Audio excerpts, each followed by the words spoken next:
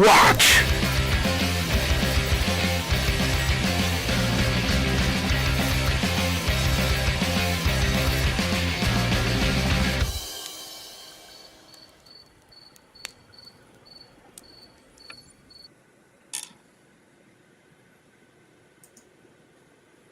All right. Welcome back to the second watch, dear viewers and fellow watchmen. It's a flu stream tonight because I'm recovering. I Yeah. Well, I just wanted to give a little background. We were going to have a guy named Ben Gibson on. We were going to interview him tonight. He's the, I guess, owner and proprietor of Cold Light Press. He's a writer, a publisher, indie, and if you've been following me, that stuff is important to me. And at 6:00 this morning, I was like, I don't know if I can even do this tonight, so let's reschedule. And so next week we will be talking with Ben Gibson. I just wanted to say thank you, Ben, for being accommodating, because there was a chance I was not going to do this tonight and we would have had to cancel anyway. So anyway, Yeah. Also, I'm here. I'm really looking forward to talking to Ben as well. I read Adventure Sites 1, and I just got Adventure Sites 2. Drive Through RPG. Was it Cold Light Press? Yeah, I have the links in the description to this video and in the next one. They're also, not to start a feeding frenzy, but they're free. They're free. They are everything you would ever hope one page dungeon could be, but never really was. So yeah, and I can't wait to talk to him. But I'm glad we're here, man. I'm glad we're here. I'm sorry you're sick, so we'll go easy on you, sort of. Well, sort of, yeah. Brian, what's going on, man? Thanks for jumping in last minute to help us out, help me out. I appreciate it. I love being the one to be called to the watch in times of need and support. So it's always a privilege and an honor. So. Privilege and honor. What stream are you talking about? I'm going to tell you, first off, well, this tells you my priorities after last week.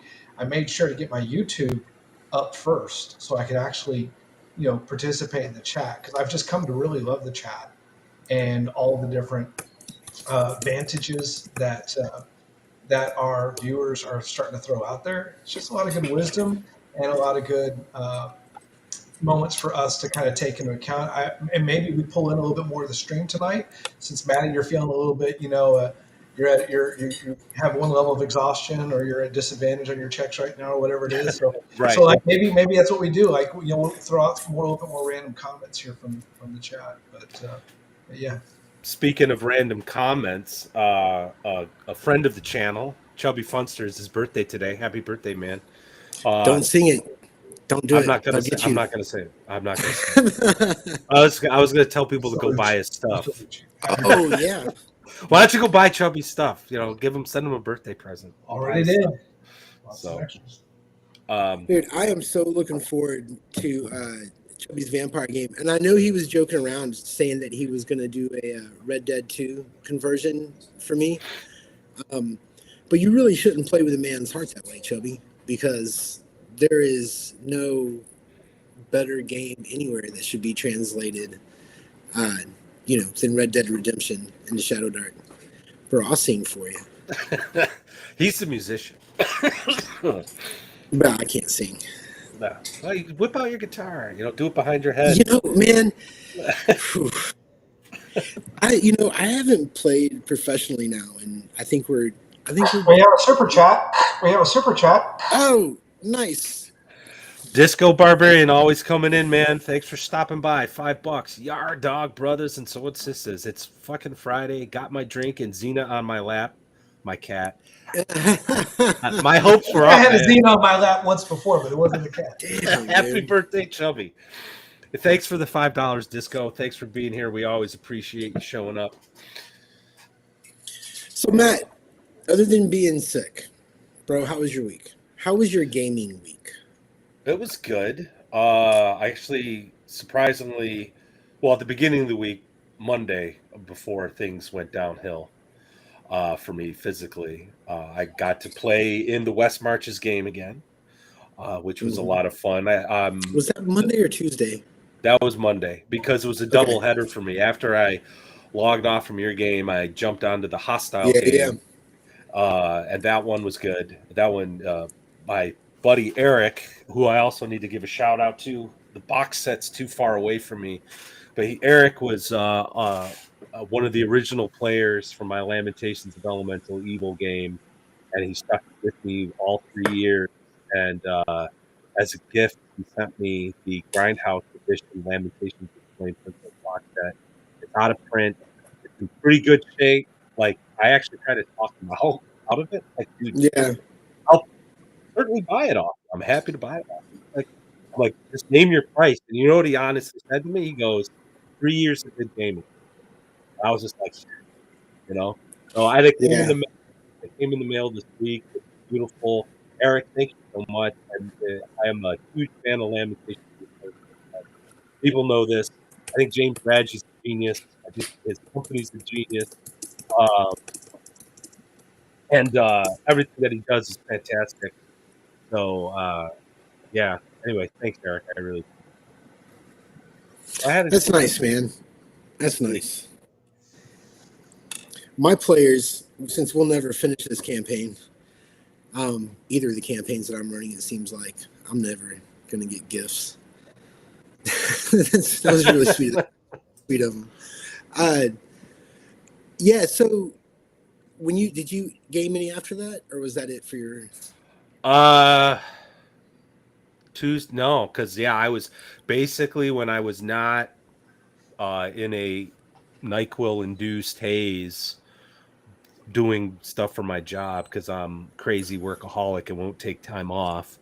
I was just working on my Shadow Dark game supplement that I'm working on called The Living Darkness. And I just finished the first. It's an anthology of 4 adventures. Yeah. And I finished the first one just this afternoon, really just giving up touches and stuff.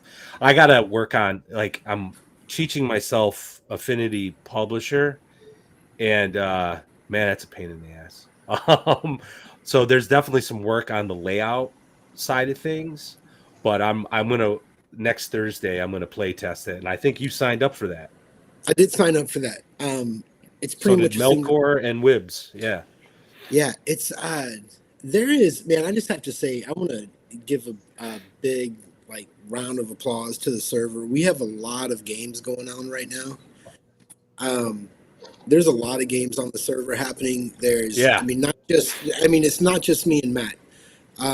There's a lot of things getting started up. I even saw some activity on a potential Mystara campaign, I think.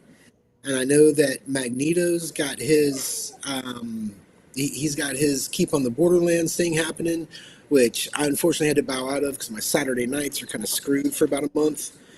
But anyway, the point is for all you guys watching this that enjoy watching this and like listening to us talk about games and the kind of games we play, there's a whole server full of people. There's a whole lot of games going on. The whole point of this is to get games going. So get over there, do that thing. That one individual, Magneto, he's also got his own. I don't know if he's really recording YouTube stuff anymore, but Legacy Game Mastering. That's how I know him. Okay. And he is like, I don't know, he's like an encyclopedia of like old and indie games. Like, he's constantly running one-shots to introduce people to new games. Like, a month or so ago, I got introduced to Dragon Warriors. Never played it before, never even heard of it. Really cool game. He ran a game using that was written for Dragon Age, the video game, tabletop RPG version. That was a lot of fun. And he's now running Imperium Maledictum. I don't know how long we're going to be playing that, but that's like a 40K Warhammer 40K RPG. So that's been awesome. We got another guy putting together a one shot for Lamentations of the Flame Princess through an indie publisher called Gazer Press. I can't remember the name of the module right at the moment, but yeah, it's been crazy. This has been it's the server's just been picking up steam this year, and it's been wonderful. And I really appreciate everybody who's been participating. And if you're interested in running something, we have open tables, and if you're consistent with your desire to run things, I can elevate you to game master status and give you your own section where you can do whatever the heck you want. And you invite people, whatever you want to do. So we really appreciate it. And yeah, absolutely. Brian, did you get to play games this week? Did you get to play games this week? I did. You did.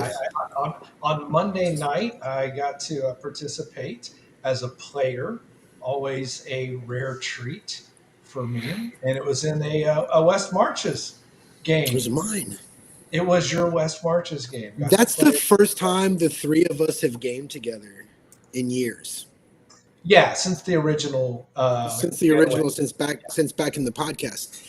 And it was hilarious how different you guys play the game. And I don't want to spend the whole night talking about the sessions that I ran, because there's other things to talk about, and I don't want to be that selfish. But I will be selfish enough to say that I've been trying to make a video for about 4 days now that's sort of addressed to my players and the people who might want to come join the game. Just kind of me laying some things out and explaining what's going on. But it keeps changing. Like, we are 4 sessions in, and without really changing the rules a whole lot, the players have already affected the game. I don't know that I can make one video and it would still be good a month from now. I guess is kind of what I'm getting at, I've just been having so much fun. You guys played Monday, and then we had the pickup game last night. I think we're up to session 4 something. 4 sessions, dude. That's it. I'm having the most fun. Anyway. Well, yeah. Before you got on, you and I think this is worth talking about, and I think Ben Gibson could talk about this as well, based on what I do know of his play style and his philosophy. So we'll definitely have to bring it up to him next week. But you're almost at that critical mass where people on the server could just be like, anybody interested in playing D&D tonight?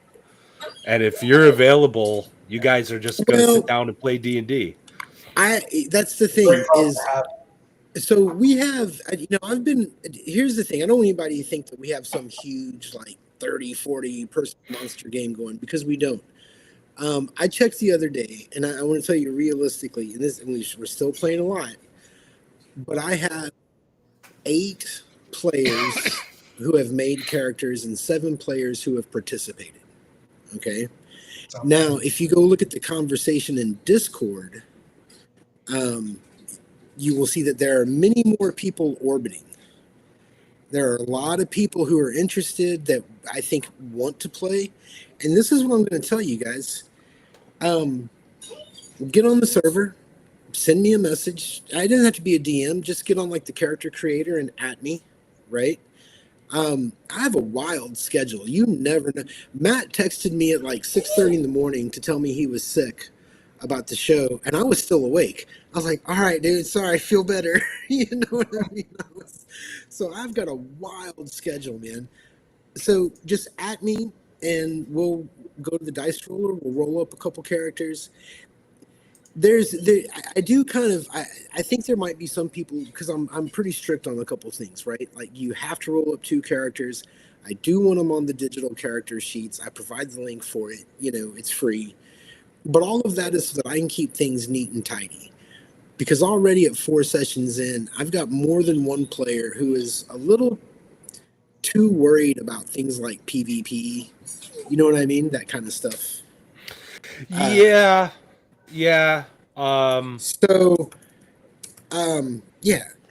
It's just one of those things. I need to keep things, I guess I need to keep things fair, right?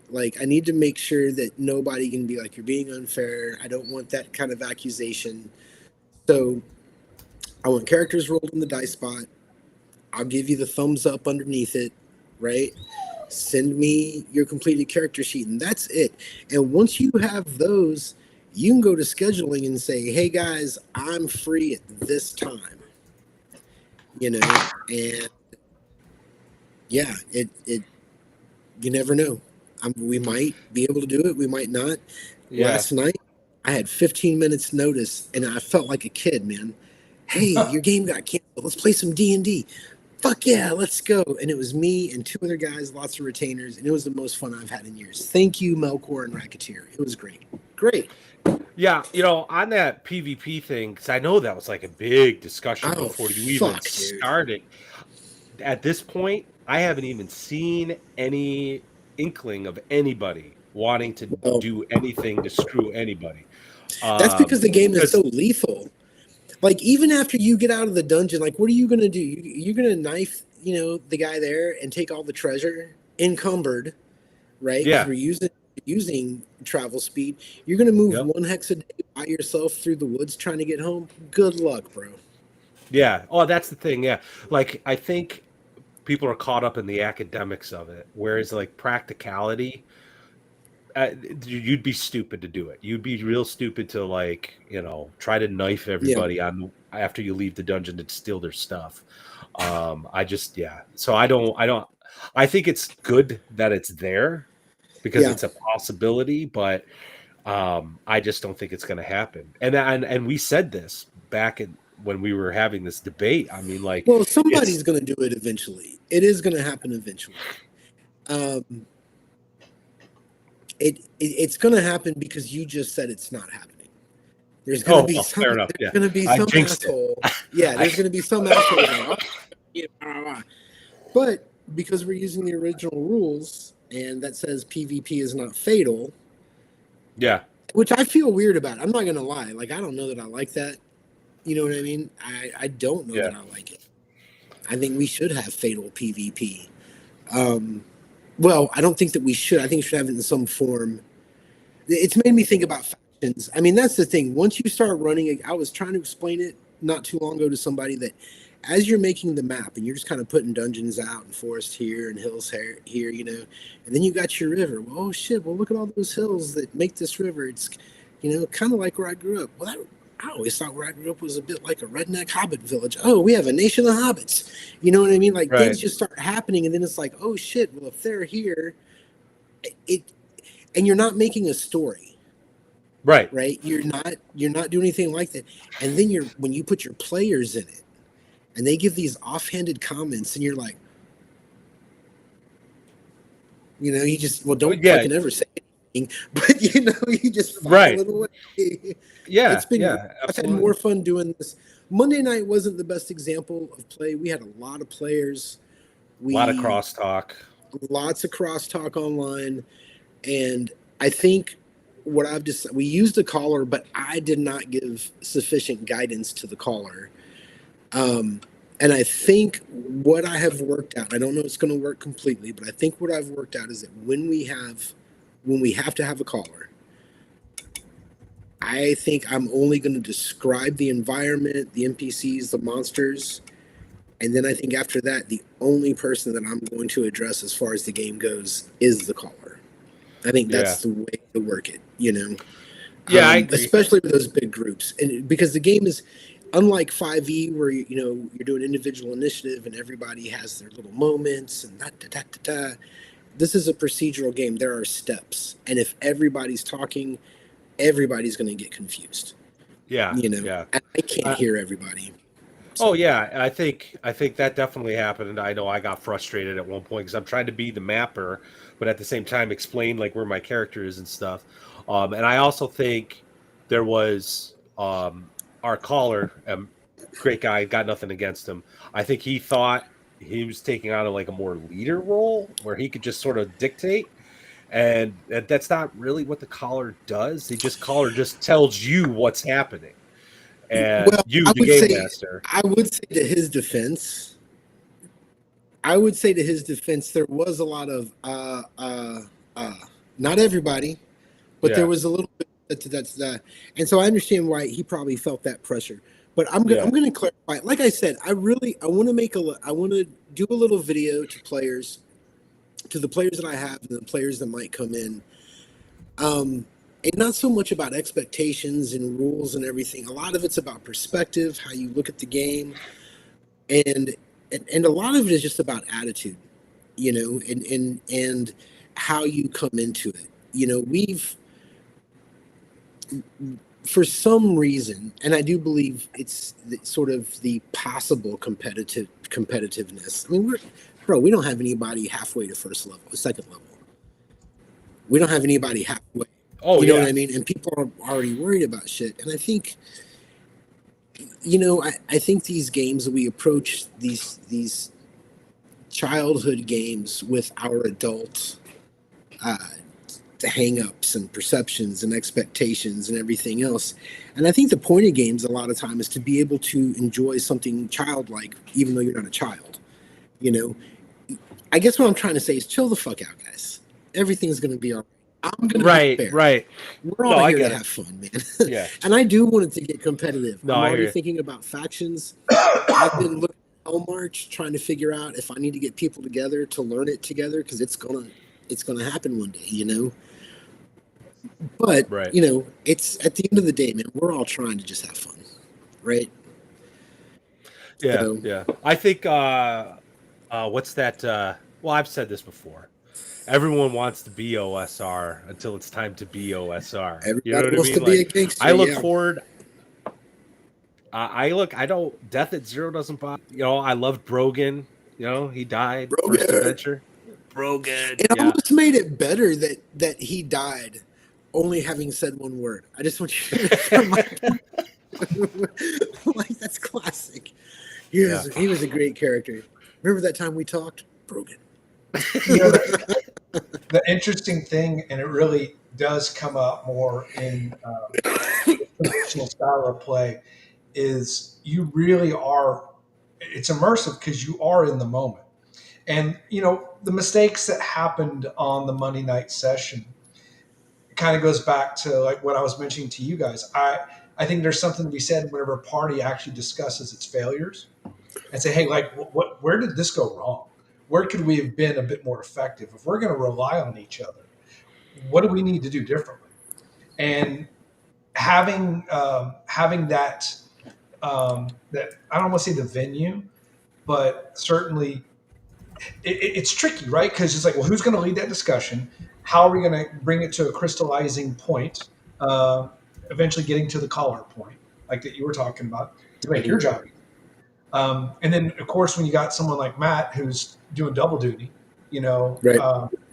Which for me, a guy who is largely map agnostic, but I thrived and got way more a better understanding whenever I saw Matt's map based upon what you relayed. And it's a little bit that it's like a fog of war effect with the party, right? Because like, what are we doing? Like, how are we going to engage? Like, Yeah,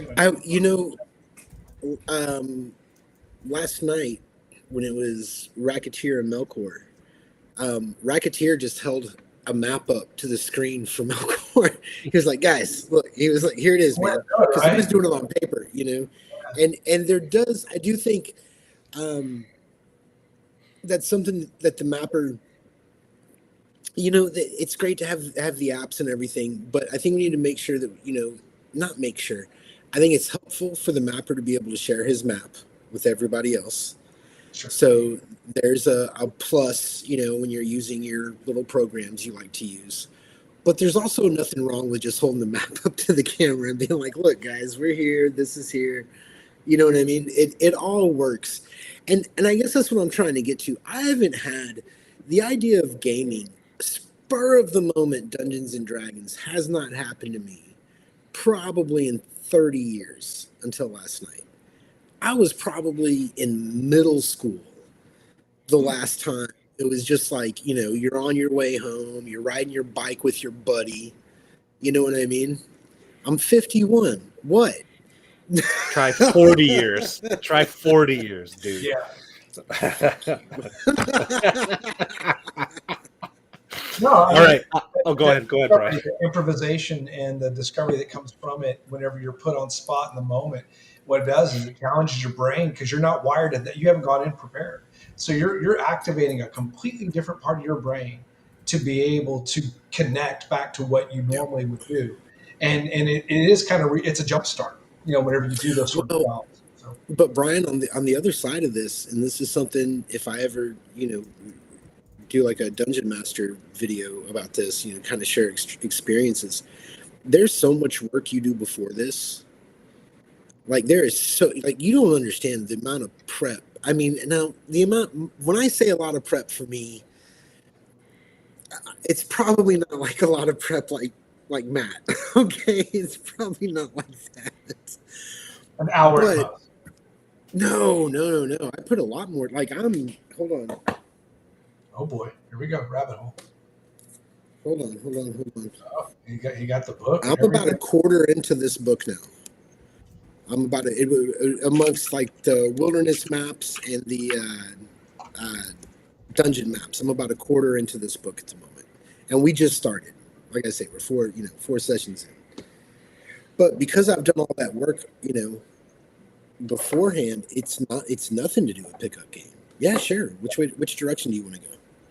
And that's one of the great advantages whenever you commit to a system and a style, because it's both of the choices are important, right? System and style, and it allows you to feel empowered and confident, so that if you have and I had one of those type of sessions a couple of years ago where I had a couple friends over, football game was over, and it was like, hey, you want to go ahead and kind of pick up where we left off, even though it's just us. And it is. I just do it. It's very experiential. Matt, you mentioned something earlier I thought was important to kind of bring up, which is, when you think of, the differences in these styles of play, and you think you know OSR until you're in it. You think you want it until you're in it. And so much of that really is kind of represented from what we saw on Monday night. The more super heroic the system is, the less the need for inter-party reliance. And there's a crux, and it's important. I mean, obviously not just for the game master to be able to identify maybe where that is, to maybe over communicate or throw out some bones a little bit for the players to respond to say, hey, look, you're going to need each other. Like, you're going to need to communicate and probably rely, because otherwise you're going to get mobbed.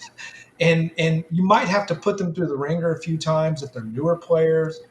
It's a balancing act, but you do have to depend on each other to a far greater degree the more immersive and real the situation is in the moment. You're not forging some eternal epic path with this predetermined thing of what your characters are going to do, or what the character or what the players think their characters are going to do, because they're in the moment of survival. Yeah. And where are they? What are you doing? Well, that's also, I think, comes back just to the origins of the game too, and a lot of the OSR, systems, whether it's the original games or some retro clone or whatever, role playing really was, I'm the cleric of the group. I'm playing that role. I'm playing the role of the fighter. Role playing, and I'm not. I say this only as just to point out what it is. I'm not prescribing anything, because I do believe the hobby has evolved, and there's nothing wrong with having that sort of more in-depth role-playing character arcs and stuff like that, if that's what you're into. But when, as Gary was saying, this is a very procedural game, and that procedure needs to be followed. And when you're in that moment, like you're saying, that's when you really see this is a team sport, and the fighter has a purpose. The magic user is your artillery, right? Your cleric is your healer. Your rogue is the meat shield for the traps, that kind of thing. So, but yeah, you're right. And I think even a lot of OSR guys, out of loyalty to the company, a loyalty to the brand, played through all the different iterations of the game. And I don't want to use the word been spoiled, but they definitely lost, right? Like what the original game was really like, and I think kind of built in their head. So like coming back to BX. To the original BX, yeah, it's like kind of almost like a culture shock, because like I know, and I'm not going to name names or anything, but I gamed with a couple guys a few years ago. Like they got on, they talked tough. Oh yeah, I love BX, I love this, that, and the other thing. And then it's like, oh, I'm going to run a dungeon crawl, this, that, and the other thing. I'm like, oh, I'll jump on. And he's like, oh, and he hands me practically a 2-page sheet of all these house rules where it's like max hit points at first level, you get to do this, you Yeah. get to re-roll that, and I'm just like, this isn't BX, you know. Not that I have anything against your house rules if that's how you want to play, but this isn't BX, you know. So Yeah, and I wanted to be real careful, not like I don't want to build this as some kind of hardcore OSR fucking. I mean, it is right now, right? I mean, it's yeah, pretty rules at the moment for real. But I don't want to build this as like I'm rules is written. This is the only way to play because honestly, there are some things that could change. You know, there are some character classes that could show up. There are, you know, I plan on putting people in a position where they might, if they go a certain direction, maybe we're going to use those Hell March rules. I've been looking at, you know, strongholds in Acts 2, and, you know, Acts 2 has a lot of BX in it, right? Like yeah, it has a lot of BX in it. So while I think I made the right decision to not do X, mostly due to our player base and the people that we're going to have, and kind of the jumping in and out, the impromptu nature that I want. I think that's a little too heavy of a game. But there's enough, and Matt, I can't wait for you to get your books, man. But there's enough shit in Axe that, you know, if the players want to get deep in one particular way, we can. It's adaptable. You know, there are certain things. Um, it just really depends, you know, on where you guys want to go, and it's hard to talk about, right? It's hard for me. You know, my girl asked me, and it was really funny. She said, "What's happening in your games?"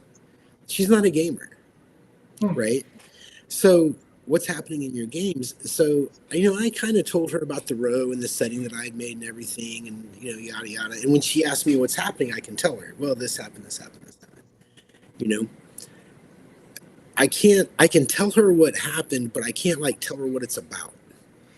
right. You know what I mean? It's like, well, they just kind of, it's like, you know, I think I explained it the other day. I said, you know, it's a lot more like sitting down at the table and playing a game than it is what you've seen in the past. It's like there's, you know, this happens, this happens, this happens, this happens. It's not a bunch of people talking with an occasional dice roll, and it is hard for Well, people, especially people who know the hobby this much. imagine if you're asking someone who does surgery, well, you know, how did the procedure go? Oh, it went well. Like, you know, because they're a surgeon, they're not going to be able to feel that they've done a good job of explaining Right. to a person. Well, you know, I cut the aorta with a 1.4 inch. But I mean, I find like, it's even hard. I find it's even hard to talk to players about them. You know, like there is someone in the game right now who played once, I believe, twice, maybe. I don't know. I have to look at it. Who I think is still kind of wrestling a little bit with the action, like because the rules are very game-like. You've got to end the game at home. You start the game and you leave home. You know what I mean? Da, da, da, da. You know, so it's. Let me see here. Hey, there's a question. There is a passage from the primer. There's from Wibbs. There's a passage from the primer that discusses. What's up, Bacon? That discusses the aim of the campaign and favoring world exploration over whether or not a character dies. How is the group taken to that philosophy? I think they've taken really well to it.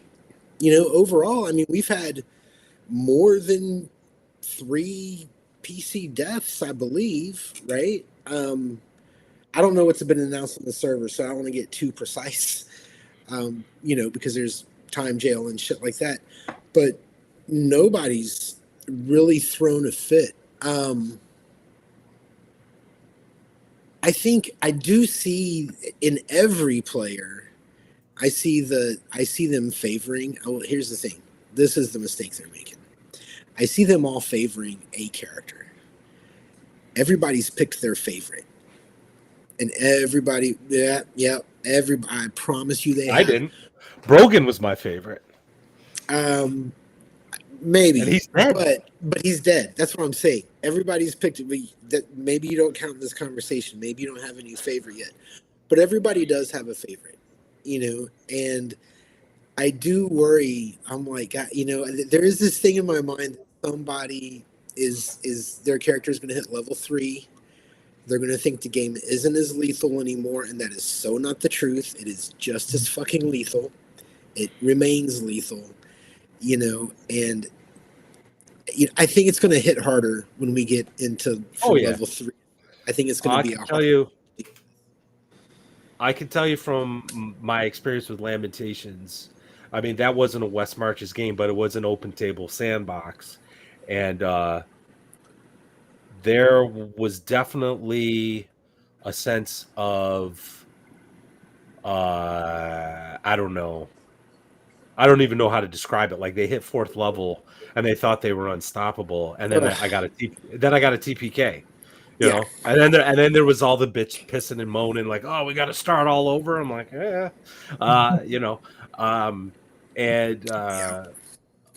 so that does happen, and I think players just need to be cognizant. I know I am. I mean, the character that I'm using right now has 1 hit point, so I'm very cognizant of where my character is going to be and like what I'm going to do and that sort of thing. But at the same time. Like, I will say this, like the backup character I made, I'm not too fond of because I made a thief and I don't like thieves. But it is what it is. But here, we got Wibbs is responding to you. I'm only a new one each time. 1 dies means 4 characters might never get used ever. That's possible. Real quick, because I told Chubby I'd do this. This is for you,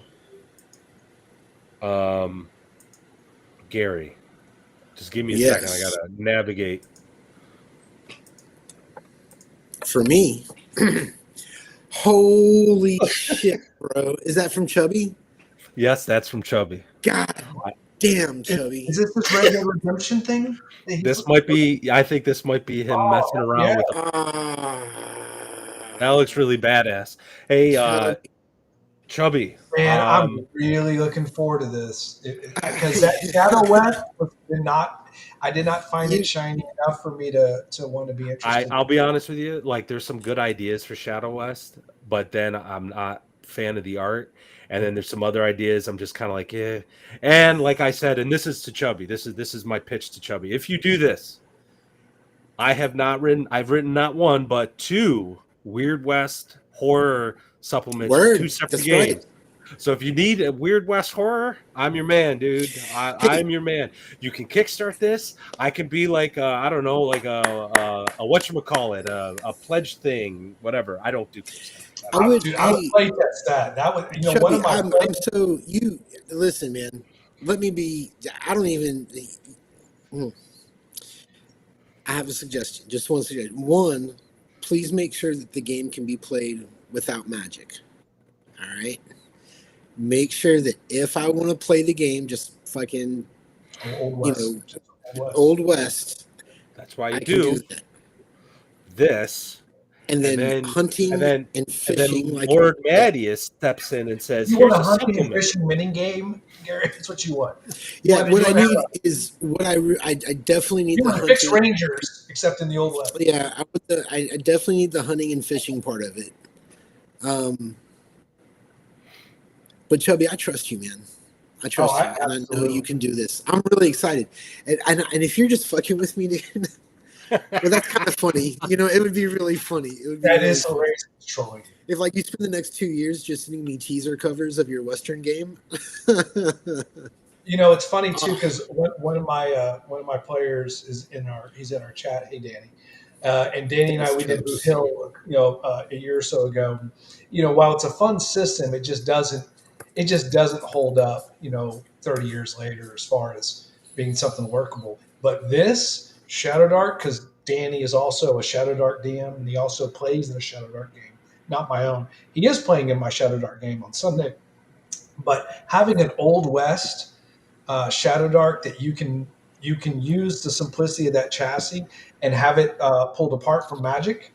But boy, you just know the random tables on that. I know Chubby's gonna do justice, I'm sure.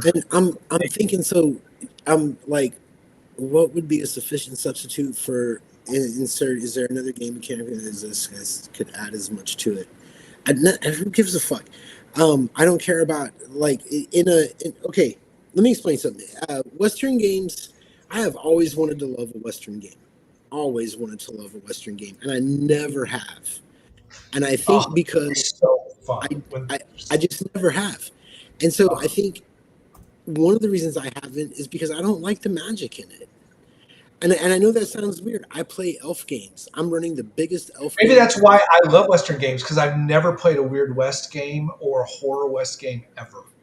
I've Yeah, only it's played just, a and I traditional also think, you I know, also think there's something having to do with like where I grew up, and that being,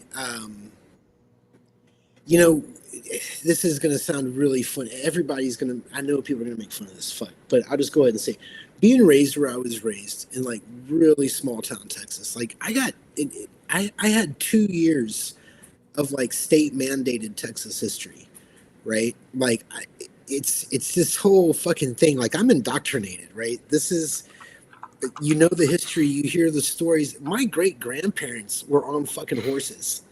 You know what I'm saying? Like, it's not that far away. I've shot 6 shooters that were really from that time. You know, I have family members that have those.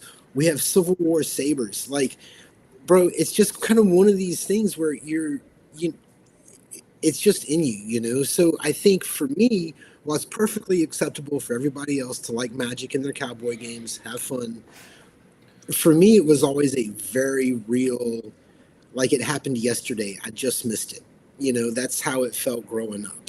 So, yeah. Yeah, I think, well, this is how I've approached the Weird West, and I got introduced to this. I didn't even intended to like, I don't want to say pigeonhole or whatever, but write a bunch of Weird West modules or supplements.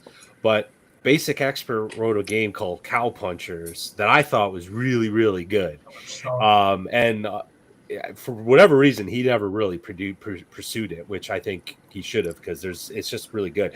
But there's no magic in it. It's Yeah. Wild West, and great. inspired by like all these movies, right? All the movies, all the Western dramas and stuff like that. And it's like a dice pool system, real simple, and it can do a lot. And he even has rules to, you can fan the gun and all that other stuff. Yeah. It's really great. Oh, Um, Chubby, but but Deadeye. Deadeye rules. Sorry, go ahead. but um but Everything I you're coming up with, Gary, I promise you, yeah, he's he's on probably the already, yeah. he's Um already got to go.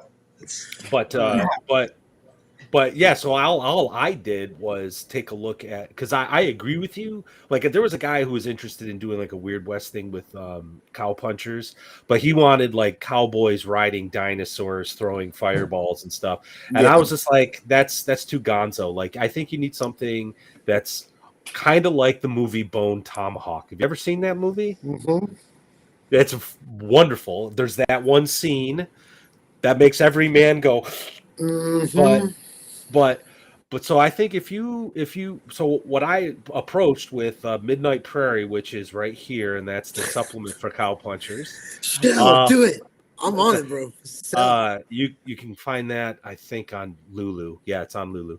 Um, I stayed close to reality, so I did a lot of research into like Native American folklore and their kind of monsters.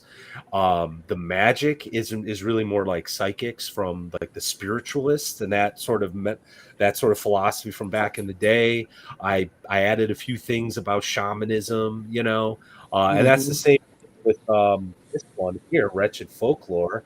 But that's more for the Wretched game. But Yeah. same concepts. Like, I didn't go into the fireballs and all that stuff, because that does take it out of the Wild West. Whereas I think if you keep it close to reality, you're going to have a better experience. And frankly, I think you need something a little bit more realistic to make it horror. Anyway, I've been thinking a lot about horror with my Shadow Well, Dark that's the stuff. thing is if you really read the histories of like not just Texas, but just like the Old West in general, you know, everything sort of west of Appalachia, you know, at a certain point, west of the mountains, people were the most horrible that I mean, at least in this country. And, you know, you can think of all the horrible things that people have done to each other all over the world. And it was just fucking horrible here. You know, you'd have whole families riding out, you know, to make a new life who did everything right. And then the next thing you know, some fucking criminals just gun them down. It's just Right. Yeah. Yeah. and that doesn't count the snakes, the bears, the Right. Native Americans. It was such a horrific place to begin with. I mean, can you imagine seeing like coming over from a foreign country, right? You've just spent months getting through Indian country. Probably somebody you love has died, and out of nowhere comes a goddamn 8-foot grizzly bear. Right. It's like, Yeah. Yep. fuck, bro. Well, what was interesting too in my research of all the folklore, because a lot of the Native Americans, the tribes would defeat each other and assimilate, blah blah blah. There was so much overlap with the various monsters. They'd have like all these different names depending on what tribe they were from, and there were some common themes that started popping up. Cold and cannibalism were two major themes, and like when you think about the Midwest and the prairie, there was not a lot out there. And so, and so I think the folklore of the cannibal and like the Wendigo, that's the big one, right? I think that was like a sort of like a way of like imparting a morality from one generation to the next. Don't be eating your fellow tribesmen, or Yeah, I think here's the thing. I think magic of a sort could fit into those games, but I do think it'd have to be more American folklore-ish. Some people, Gary has died. Oregon Trail, bro. But yeah, I know, and you got the book. I think it would have to be more folklore, and I don't think you would be able to like. I think if you had any situation where spells were cast like during a combat round, like your game's toast. If it's a Western game at that point, right? Like, there's no real spells. There's rituals, and a lot of times it wasn't even him doing the ritual alone. He was leading the tribe, all that kind of stuff. Yeah, I did. That's the kind of mechanics I put. Working. Yeah, that's the kind of mechanics I put into Wretched Folklore, and with how the spiritualists would work, because what they would do is they'd have like the seances, and you'd see those old timey pictures with like the weird stuff coming out of people's heads and stuff. I mean, obviously that was all fake, but that was like supposed to be ectoplasm that they're summoning and stuff. So it's not like they're throwing fireballs and stuff. It's just like these weird things that they can do. That if you want to throw it into your game, you could, but like it would take a lot of experience and whatnot to really do the high powered stuff. I don't know why. Oh, good. I was just say I honestly don't know why somebody hasn't bought the Oregon Trail or the rights to the Oregon Trail name and made an RPG to it. Like, that's what I was trying to tell. I don't get it. Basic expert. I'm like, dude, just do it. Like, like, hell, I'll do it. Well, I mean, that's the thing is I don't have the discipline or work ethic to ever say I'm going to publish. But if I ever gained those things, I might, that would be something along the lines of what I would want to, So, guys, can y'all give me 5 minutes? I need a quick bio break, and I need to make sure that my middle boy has actually gone to bed, because I don't think that little. Sure, I'll jump. Go ahead. I'll be right back. What I was going to bring up was, what's interesting is we're kind of unpacking a lot of this. It kind of goes into probably a really large part of why the Old West has a game system or a setting like changed so much. And I've always had this closet feeling that you could probably realistically say that Old West is to real modern settings as Dark Sun is to current modern gaming settings. Some people would consider it possibly problematic. I mean, we're talking about cannibalism, right? That's a Dark Sun. That's something they want to have. We're talking about all the things with the tribalism or colonialism or conquering. Yeah. All the things are inglorious and such. And it's probably one of the weirdest reasons why it had to become Weird West, Deadlands, all these sort of things. And it's unfortunate because really, even though the Old West occupied just such a small, brief, true era of time in history, what it really, truly is at its core is morality plays. Those sort of stories that we are attracted to time and time again. When you look at, The Walking Dead, minus the zombies, is basically Oregon Trail. It's kind of the Old West in its own way of survival as you're going from place to place, having communities, dealing with attacks. And without the convenient exits or the social posturing that goes with poo-pooing the Old West as a setting of, for all the reasons that somebody might want to politicize it. It really is just a tremendous canvas for just the simple, basic functions of how people came together to either build something, tear it down, make a choice, and that is what role-playing games are at their core. Build something, take it down, tear it down, or make a choice. And I really am looking forward. I'm glad to see that Chubby is throwing his hat in the ring to do a true run at it, because it's been years since we've had Yeah. one get a chance. Yeah. He's got the juice. He's got the juice to be able to get people to draw into it. Yeah. Well, I think, I mean, I don't think you're wrong with that, and Chubby agrees with you that the problematic aspect. But I'm with Disco Barbarian here. Who cares what they think? I want to make a game that makes sense to me, Sure. So, but I think one of the problems with just the West, a Wild West game or Old West game with no magic, none of that supernatural stuff, is I think you run out of stuff to do.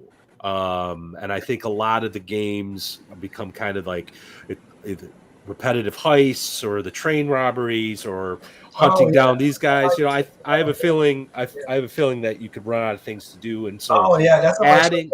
Old West for me, I always think is so much about the NPCs more so than anything else. Yeah, and I think adding a supernatural element can expand your horizons a little bit. So he can monetize that in a way that will make it. It's going to have the draw because it's a lean system that people can already gravitate to. We're basically entering 6 degrees of Gary Gygax territory, right? Because if he's going off a Shadow Dark, which is going off a 5e, which is going like we're going there. We're going 6 degrees of Gygax, and it's got as much of a chance, probably better than if, for example, we were to see a boot 4e or 5e. Yeah. Because I don't know. I mean that was another thing that was motivating me for the stuff that I did for Cowpunchers and Wretched Country for the Red Room, is just to provide a little bit more for the players to do and game masters to work with. But someone mentioned it, and I meant to star it. And I agree. I think it was Off Grid Gamer said it. I agree. You really need to get into the folklore, otherwise you're just doing some weird Gonzo thing. But anyway, I see, and I guess maybe it's just from different experiences. I think Old West is actually one of the greatest, truest opportunities to do a hex crawl, to do it right. Oh yeah, well I think that is it. I think Red Dead Redemption's a great example of that, because you're just wandering and you bump into something. However, here's where I go back to my initial criticism, though. How many bandits are you going to run into? How many wild animals are you going to run into? Native Americans, things like that. I think you're going to exhaust possibilities relatively quickly for your traditional gamer, such that adding a supernatural element might be helpful. But that's where the players come in. They give us the curveball, and that's where the stories really change. They are simple stories to begin with, but what makes them complicated is once people bring agency and choice into it. Deadwood was not any less interesting to me watching the movie years later than it was from its very first episode. Justified. Well, those are movies and shows. I'm talking about a game. It depends. I think it depends on like how you're running your game. Because I see like Disco Barbarian says you for sure need to lean on your NPCs, right? Gotta say, sure, but. What if you're not playing a linear game with one party playing once a week? You know what I mean? What if you're playing more of a sandbox? And I don't know. I mean, I think that could be true at Disco. I think if you're playing like with the traditional group that's playing, but if we're doing some sort of sandboxy thing and you have, multiple players doing multiple characters in different parties, maybe. Red Dead filled with cult and weird occurrence. I mean, possibly, dude. But I don't want my. I don't. You know, it's like somebody fucking putting pineapple on pizza, dude. It's just, I don't know. I don't know. What do you not know? I don't think, I don't, just for me, I don't want to play a Western game that has a lot of magic or any magic. Okay. And I see all the arguments, but I don't, I think it would have to be run as a sandbox style game. I think instead of having like a stronghold or a fiefdom, maybe you'd be like the sheriff or some shit. And maybe once guy you who get a maybe you build a fort out maybe as you're maybe you build a expanding out. fort, you know. Yeah. Exactly. And I definitely think I don't think I buy that. I don't think I buy that it has to be a short-term campaign, especially if there's no magic.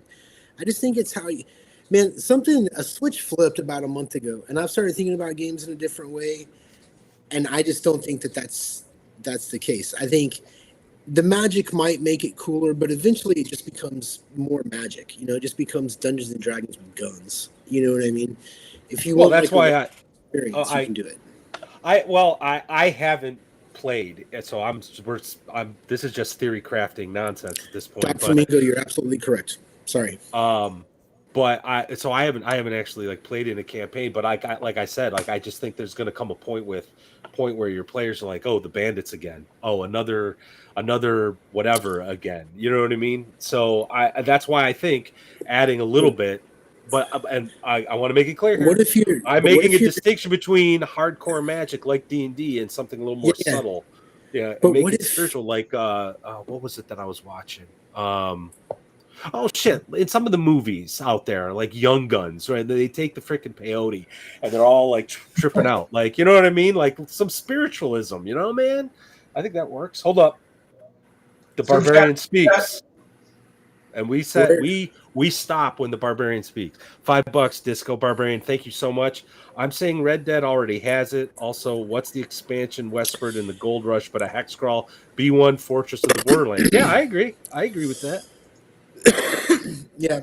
All I'm saying is let your cowboys take a little, peyote and maybe fight some spirits. Maybe. I mean, maybe. I don't know. Possibly. But I think it would be more something you would want your players to bounce off of than have like a player who lives in it. You know what I mean? Maybe I'm wrong. What if you got the player who wants to play the shaman, who's like the one who's like putting on the war paint? Fuck up my world. He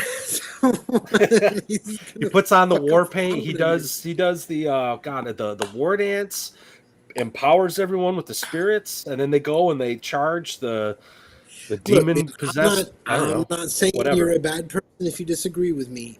I'm just saying I'm saying you're a bad person for disagreeing. There was someone who brought up the point that the Old West was really just like a 20-year period, and this is very true. That was Doc Flamingo, I think. Yeah, that is so true.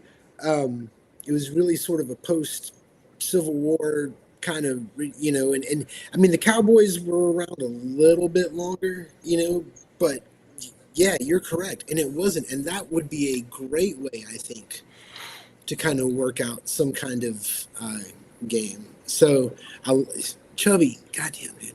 Like, if you were a girl, I swear to God, dude, I would ask you out. If you were a girl, I would ask you out. Yeah, I mean, back to some of the things, and Matt, I think you're absolutely valid on what are sometimes maybe the limitations within the genre or what's available. And, that's where I think that the power of creators now in the year 2025 of being able to integrate. I mean, come on, if you have Tucker's Kobolds, you can have Tucker's Bandits, right? You can have someone that can really take encounters that might feel rote and escalate them by inserting situations that might give it a certain element of difference. I mean, look, my party, fought goblins again, a couple weeks ago, and it was still stimulating and different, and it wasn't even very magic laden.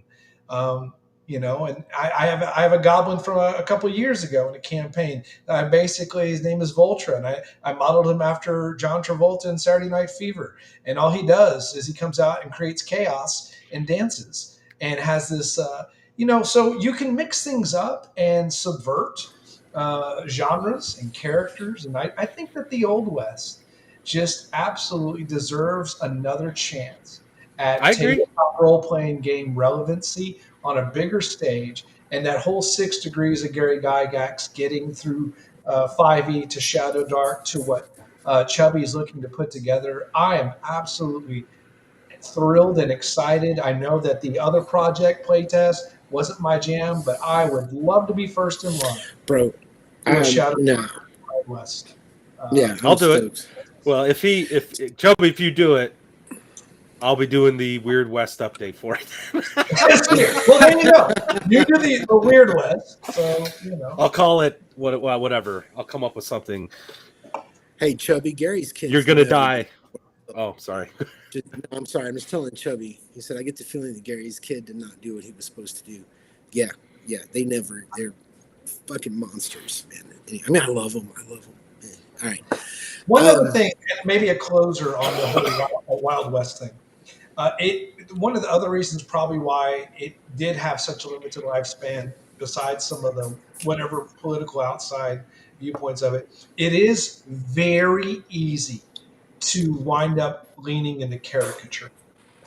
And so, like, whenever I run Wild West, there might be a couple moments of it, but, giving it something that's not silly and ridiculous, and somebody just trying to do because anyone can do a silly, funny country accent. It's probably the next easiest thing, next to everybody doing their fake British accent. Yeah, so, I wanted to. I didn't mean to talk over you, but you made a good point about tropes, but that's how people play even D&D, right? And this, I got it's a reprint by Wood Planet Lodge Gaming. Mark Hess and his brother. Mark Hess has written a lot for Lamentations of the Flame Princess. I love that guy. He's private. I private messaged him a couple years ago to ask for some advice and whatnot. He was really open. Anyway, I've been a big supporter of Mark and his brother, and they have Blood and Bullets. They have the IP, I guess, for it or whatever, and so they reprinted it, and it's old school D&D, OD&D, but for Wild West, and it's literally the character classes: the gunslinger, the gambler, right? It got me thinking about when you mentioned tropes. I mean, that's how what people are going to play, what they see in the movies, what they see heard about in the stories, and I think we attach part of our imagination attaches those tropes because those tropes help us communicate what's going on. Absolutely. And like I said, I'm skeptical that you're going to get a lot of mileage out of just Western. That's why adding supernatural might get you a little bit further. That's all I'm saying. And you know what? But again, I am open to being proven wrong. Yeah. So. And Gary might make the same sort of argument about traditional fantasy. Like it has a finite, breadth of interest, that it's not his jam. I think I remember you saying that a while back that Gary. Well, I was talking more about genre, sort of fiction, like movies and that kind of. It's weird because I do say that it's not my favorite genre typically. What's odd is that I do think there's something about the fantasy genre for tabletop gaming that makes them. I think it's a unique pairing. They just work together really. I don't think there's and I'm going to have a lot of people disagree. And I might disagree with myself in another week if I think about this more, but I can't think of a sci-fi game or a game from another genre where the system is sort of complementary to the genre as opposed to the setting, right? It just, the D20 fantasy, with the different dice, the whole thing just works for what it is, and as soon as you add machine guns into it, all of a sudden it's not a dungeon crawl, right? You're just storming the goddamn dungeon. So there's a balance to it.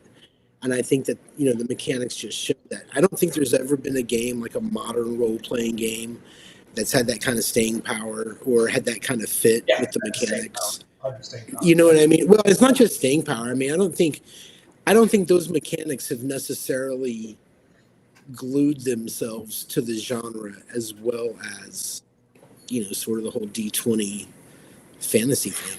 So no, you're spot just my thoughts. I'll probably disagree with that bullshit tomorrow. I think you're spot on with that. That kind of goes like, one of the things that I adored about the top secret SI system was percentile dice, because it really felt like that was more applicable in a modern espionage, skill-based spy setting. Percentile dice it felt like, that belonged there. That belonged. We got a $2 super chat from Doc Flamingo. I cast dynamite, which is pretty cool.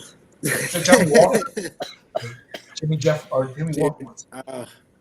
So me and my other boy, I'm not going to go back to Red Dead. Sorry, I was about to complain about something. Well, honestly, this conversation has been interesting because we literally had no idea what we were going to talk about so we've been talking about Western games for a good half hour at least, and I think it's a good topic. And totally natural. True. That's what we do with the second watch. Yeah. This is not. It's Chubby guys. What you guys don't realize, what you guys don't understand, is that really I come here for the conversation with Chubby, and I check in with you guys every so many minutes. All right, Gary has left the stream. No, I'm just kidding. What was I gonna say? But I think the Red Dead Redemption. I mean, all of it. No. I'd like to see more of it, but I want to see Wendigos and nature spirits. Deer Woman is one of my favorite folklores. She entices men, lascivious men, to follow her into danger. But and she also impregnates women. I'm not saying you're wrong, but everything you do has some sort of horror element to it. You know what I mean? Yeah. That is kind of everything, it just has that element. So I get it, but I'm more of the action adventure. I really like the jumping from one stagecoach to the next, and I don't know. It's just me. I'm silly that way. Sorry, I got distracted while I was talking because I believe now my other son is doing some things. So let me ask you guys a question. A while back when we first started talking, I've been wanting to ask you guys this a while. I was going through a phase where I was reading a lot of different systems were coming out, things that were not necessarily D20. And I was trying everything. I was playing all this stuff.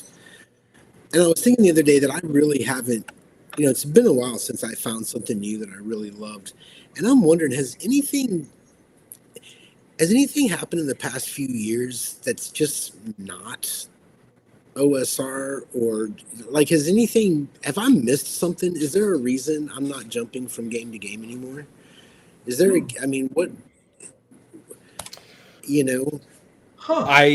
That's an interesting, because when I first met you, I mean, you're the one who coined the phrase system whore.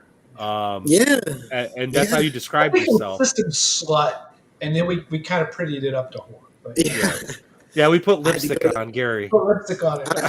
I had to go to the clinic and get checked out. I was seeing so many different systems. Well, it makes STP's a whole different acronym. Well, it's funny. Well, I don't know. Well, it's probably because I don't know. You've embraced the OSR. I don't know. Well, yeah, I think that's kind of, but I'm not carrying a flag for anything. I just really enjoy it right now. But I wonder if, Chubby says play Alien. I got you. Alien, and all that. But Free League, I think, has got a really great system. I like Free League. I haven't played it enough, in all honesty, but yeah, I think Free League Zero engine would be right in your ballpark. It really would. The Year Zero engine is probably the closest you'll get to having a versatile system that can do so many things that you want it to do, the way that you enjoyed, like with the Star Wars RPG. There's just a lot that it's just such a It's a beautifully unique system that's far more intuitive than people give it credit for. Yeah. So I bought the most rules light of rules light version of that, just because I liked the art when I got Tales from the Loop. Because I think that art is just so, oh God, I just love it. Somebody's pouring a fucking bowl of cereal. I swear to God, dude, I'm gonna lock that goddamn refrigerator after 9 o'clock. Anyway, sorry. I think that's abuse these days. My mom used to do that all the time. Yeah, I've been exposed to it. Tales from the Loop was it was interesting, and from what I've heard, Alien is great. Although I do think Alien, one of the criticisms I've heard of those games, and you guys might be able to tell me, is that they kind of are sort of one trick. And that Alien, you've got whatever that mechanic is, and then Blade Runner, you've got Axe 2 is great, but I'm talking about a different system, Chubby, like something truly not D20 class. You know what I mean? Well, let me interject here because I own a lot of Free League stuff right over there. That's the shelf. I've played Alien a lot. I own Coriolis and realized I don't need it, so I'm going to probably actually get rid of like all my Coriolis books. That's their like sci-fi space drama, space opera game. Right.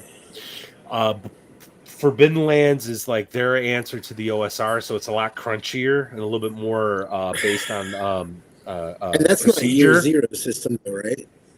No, it is. All of it is is based off. Yeah, it's just little tweaks. That's what I really like about it. They have like this core system, and then they just tweak it to do a particular genre, which is exactly what the OSR has been doing with BX for the past 2 decades, which I think is just, which tells you something to me. It tells you something about the system. Is right? there a supers year zero? I'm trying to think if there's a year zero super system. No, not. Oh no, wait. Here? They got the license to Invincible, and I think they're doing something with that. Huh. I did not back that because I backed Blade Runner and what else I looked at? I looked at a couple. Oh, and The Walking Dead. And where Free League, I think, kind of drops the ball is when they pick up these IPs. They're really good at figuring out how to make the game play like the movie, the television show, the whatever.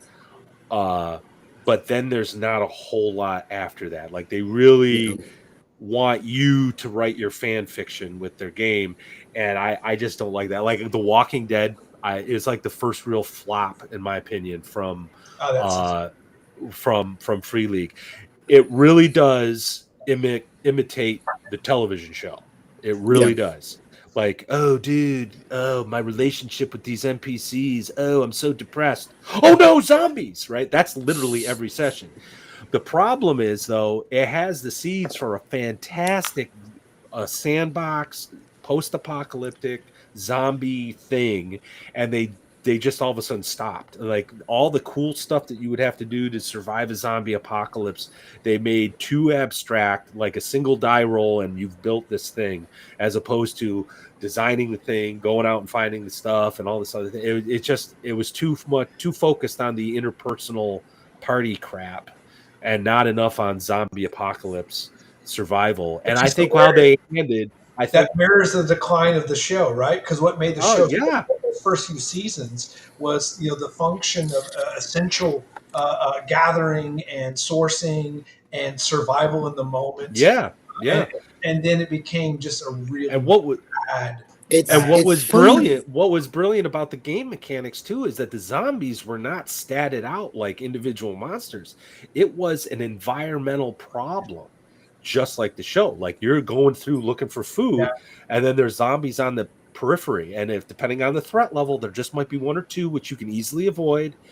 But if you make a mistake, and in game, if you fail a roll, you can push the roll to try to get a better result, right? But when you do that, you add stress, and that stress turns into a die. And if that die rolls a 1, you make a mistake, and that mistake attracts more zombies. And so the threat level goes up, and next thing you know, you have a problem. It's brilliant, but where they should have gone was more into like they had was it year zero? Like they have an entire system in that game for building your compound. Why they didn't just take that and put it into Walking Dead is beyond me. So anyway, I find it funny People like that you. that. They want that. I play State of Decay on Xbox, and I love building stuff and seeing hell yeah, That's like the most fun part for me is fortifying my. Well, I think it's funny that you guys. I guess they must have signed a contract with Kirkman's company, because Walking Dead and Invincible both have the same creator. And, really? I didn't know that. Yeah, it's Robert Kirkman. I had the chance to meet Robert Kirkman. I went to this thing called Morrison Con. It was like the weirdest fucking comic book convention. Dude, not on there. Anyway, so I went to Morrison Con. I met a lot of the guys who I really love in comics. And I got to meet Kirkman, and it was, I want to say it was right before Walking Dead came out. Like months before it came out. Like he knew it was coming out. Anyway, he was a nice enough guy. That's neither here nor there. But what is crazy is that I couldn't watch The Walking Dead because I had read like 200 issues of that comic book. And I was just like, I can't fucking do it again. You know what I mean? Or 100 issues or whatever. Like, I just can't. It was a black and white comic. It was so fucking depressing. They also changed something in the show that was kind of key to, and I don't want to try to make the show bad or be like, I hate on it or whatever. But there was a key element to the comic that they kind of twisted in those first episodes of the show. They kind of took me out of it. And I'm sure it was a great show, and I'm glad everybody enjoyed it. But Invincible, it's going to take forever for that fucking cartoon to come out. Who knows if they'll get to the end. That ending was so satisfying. Like, that was because they actually sort of wrapped up this ending to like this superhero genre almost, right? It was one character, it was sort of that Superman character, and at the end of it, you know, this is, and I don't want to spoil it. It's been out for like 10 years now or some shit like that. Maybe not that long, but it's been out for a while. And man, talk about a satisfying ending, like something that you really, it ends nothing like it began. And you're like, all right, I'm good. Yeah, it's interesting because I've never read the comic books, but I started watching the show just for something to watch. And I think I got through the first 2 or 3 seasons, and I honestly hate the show now. Like, I'm so bored with it. I just don't like it. Well, and I will say, and that kind of influenced my decision not to back the game. Although what's funny is just a few years ago, I was like, man, if I could design a Free League inspired Supers game, I bet you I can make a lot of money. Yeah. Well, to your defense, I haven't watched the show because I've read 150 or more issues, you know, however long that series is. I've read every fucking issue of it, so I don't need to really watch it. But to your defense, that comic, I will say that it had a great beginning, these great storylines, and it had an awesome ending. Like many monthly comics, there were spells where it was just like, do I really give a fuck about what's going on? You know what I mean? So it wasn't like the greatest comic of all time. That would be Scalped by Jason Aaron. But yeah, it was really it buckled under the weight of its character, where there was so much stuff that was going on that, like you said, it just became very hard to give it in. So well, and it's not. I think there's a certain amount, and I was really interested in how books worked for a long time, and I actually met a few of like my idols. You know, some of my like people that, and I was able to correspond with some people. So I've been really lucky, but there is a sort of a burnout. You know, those guys don't get paid much. Writers, although their job can be considered easier, it's really not. There's kind of this formula to writing things. You know what I mean? So I think when you see those lulls in like a comic story, hey, what's up, Ultra? I think when you see those lulls, like you saw in Invincible, like I think it's burnout and stress, and maybe it's because he was writing it while he was in Hollywood doing The Walking Dead. You know, who knows? Right. So to your defense, I understand not watching the show anymore. It did do that sort of thing. But now I'm interested in Free League superhero game, you know? And is it going to be a superhero, or are you playing those characters? Well, that's the next question, because the problem with, and I'm I'm going to be throwing this up on eBay just because I want to get some of my money back. So none of you are going to buy because you're going to hear my actual opinion. But the Blade Runner, really awesome concept. Like, this is a game. It's classic example of a game where it's really fun to make the character, but I don't see how it's going to be fun to play the game because you play an LA cop, various archetypes, and these are from the television shows and movies. So you can play the corrupt cop, you can play the good guy, blah blah blah blah blah, and you can choose to be a replicant. But there's also a mode of play where you don't know if you're a replicant, and only the game master knows. And you go through these but like the whole stress mechanic is less about like when Alien and The Walking Dead, stress can lead to like catastrophic failure and death and a lot of attention and horror and all this other stuff. Here, it's all cerebral. Like I don't. It's almost like prompting you as like a role playing cue, like an actor's cue. Like, oh, this is how you are now. So now you got to act that way.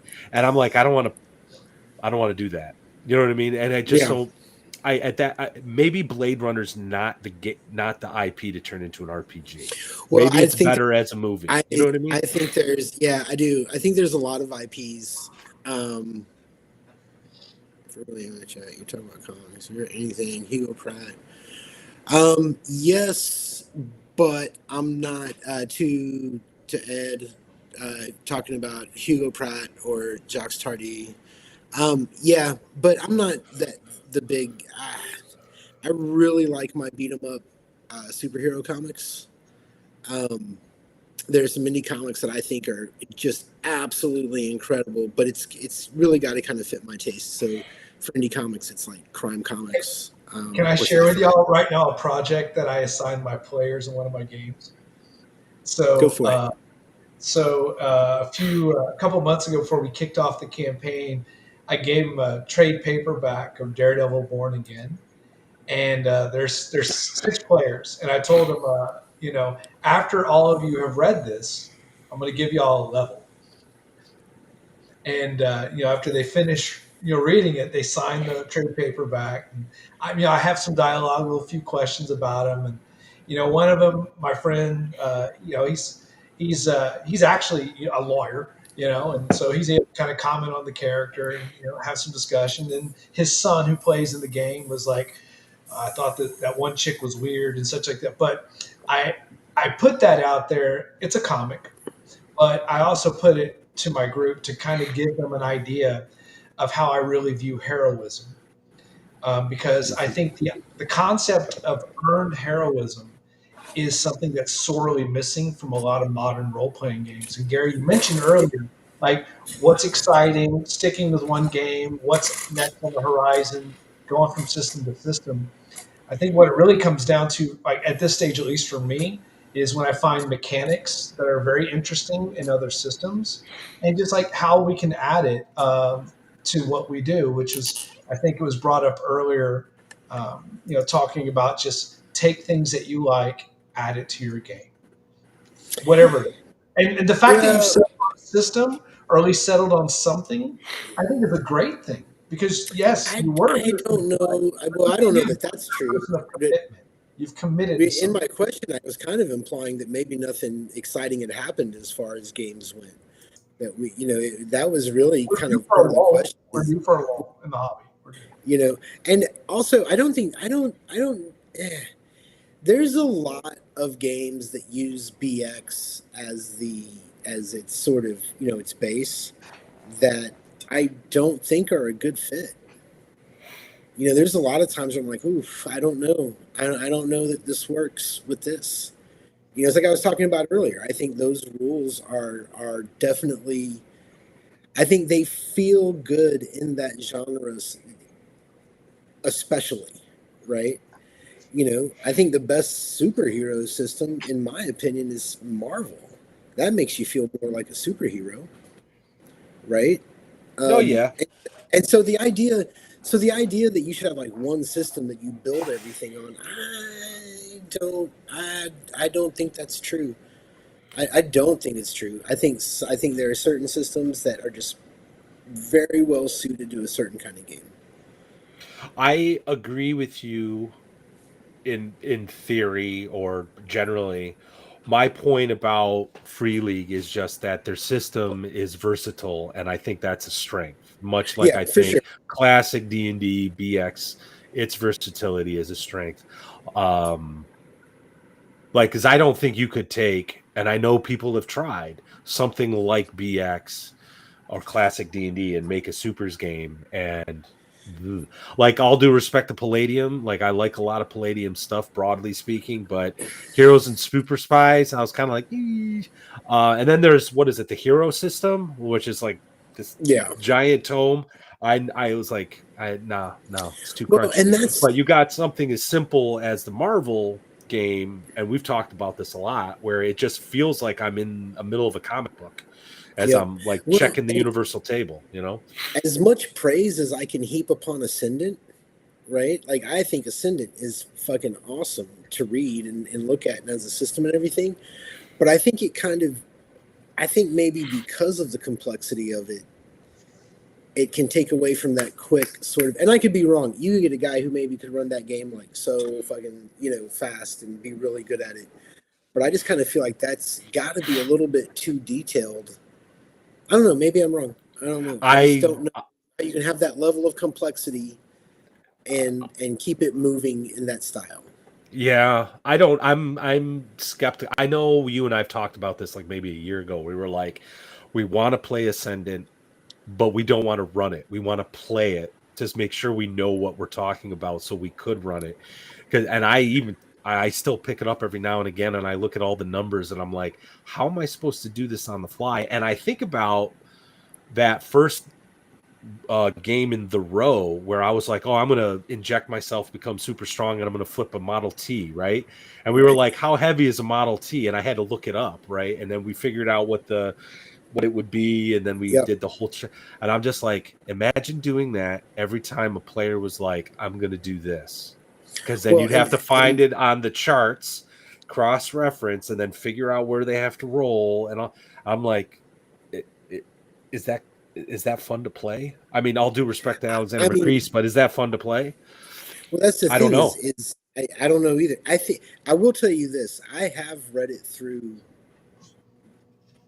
I've read it once and I've skimmed it, right? Uh,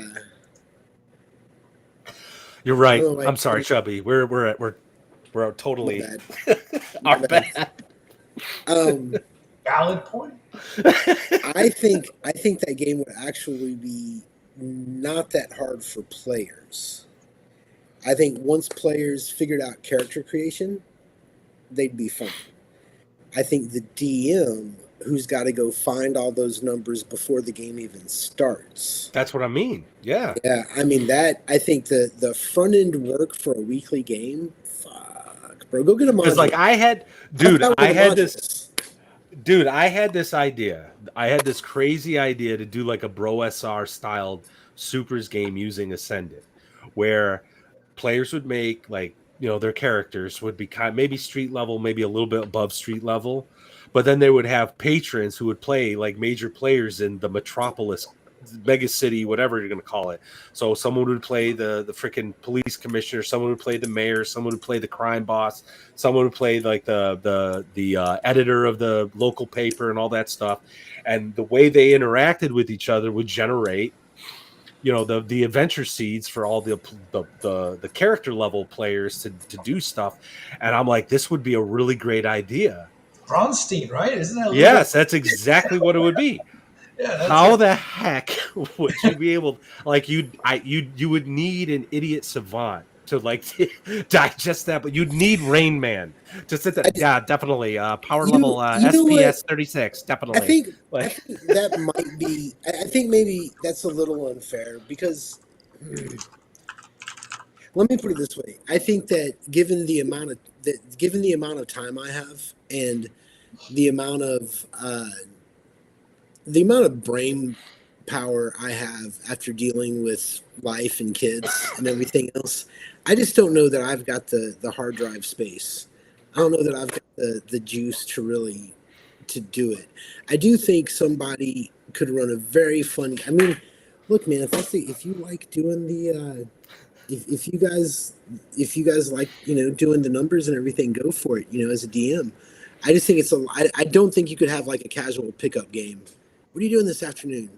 Let's play Ascendant. Okay, maybe I'm wrong.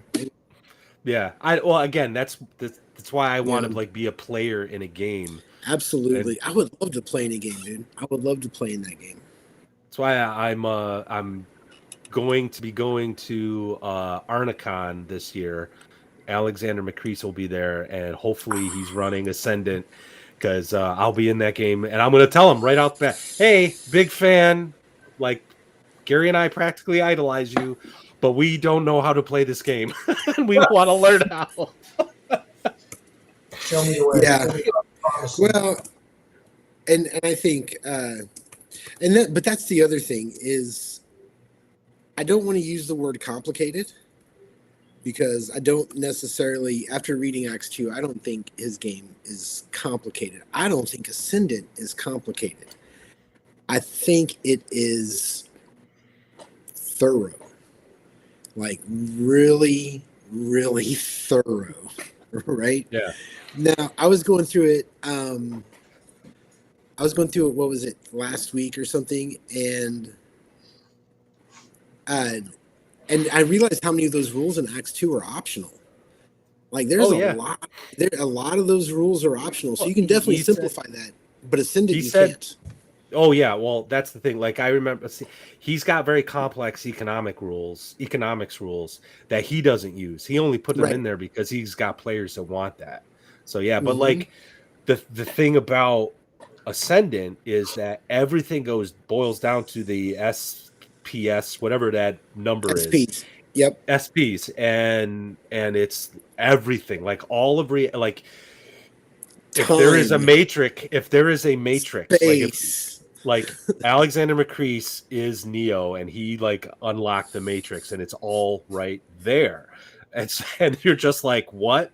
So a one is the motherfucker that wants to get put back in to eat steak. I've had it. No, I'm gonna go back to Marvel because ignorance is bliss.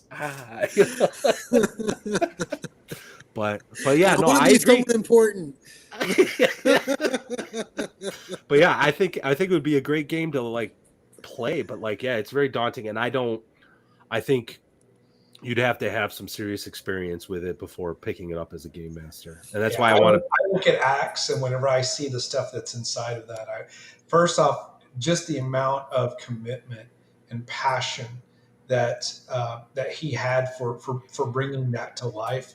I mean, it is just a magnum opus. But I think, for me, I look at that and I'm like, all right, I'm going to maybe use about 10% of that book, and I'm going to make it real.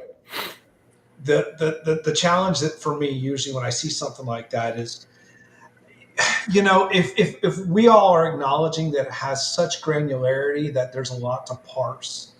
And look, I mean, guys, let's be candid. We're all middle-aged, so we only have a finite amount of time to really be able to invest. Maybe it's just a me problem. I'm at a stage in my life where I would rather pull from systems. It's easier for me to make that relate to players that I know will never spend the time reading through 100 pages, much less 300 pages. Well, the quality of the game is absolutely commensurate with the level of investment that players make in the system. And that's sometimes the albatross that these very hyper granular books that have tremendous aspirations to revolutionize. Sometimes it's not even putting the cart before the horse, it's putting the starship before we're about to fight. Or the mule or the donkey. But it's good to pull from these things, because if we have these things on our bookshelf, our players never know the difference. When we take these and have it translated, to them it feels revolutionary. And they're like, well, that's what makes Matt or Gary or Brian's game unique. So I think spot on. That right there. That is it summarized. I think there is let me tell you why I think you're calmly. I think there is a larger subset of players than we are aware of who desire that kind of granularity. It's not the majority of players. I think it is a Agreed. niche, but I think they have been well served by Axe and now by Axe 2. I personally kind of agree with you. At this point in my life, I don't know. You know, when I read Axe 2 now, I just think of all the shit I want to steal from my game. You know what I mean? Like, I see things and I'm like, all right, cool, I'm going to put this in my game. You know, or I'm not, or whatever. And the minute you don't feel that is the minute that you know that, okay, I need to rejuvenate myself as a GM. So the day that we don't something that we want to steal from, now we got to say, okay, well, wait a minute. What do I need to connect to? Right. So I do agree with you, but I do think that it's important to acknowledge that there are different types of player bases, and that there is a player base that I feel like has been ignored for fucking 20 years now at least, and that is the player that wants the crunchy games with the realistic rules. I think they've been ignored, dude. I don't think they've been ignored. Are you kidding me? They haven't. Well, no. They've okay. Pathfinder, Starfinder, those are all very Who crunchy plays games. Pathfinder? Do you know anybody? No. That's not the point. There have been crunchy games out there. There just hasn't been simulationism presented in the way that okay. And I think that may have been what those crunchy players have been looking for. I don't know. I'm not one of them because I prefer the simplicity of something like this, you know, or Shadow Dark, you know, or I got a Lamentations book here too, you know. So I prefer that. But to your point about Axe and why like I'm excited for it is number one, I'm not averse to playing something I'm not used to playing. You know what I mean? I like that exposure, but also it can be mined to be pulled into other games to Brian's point.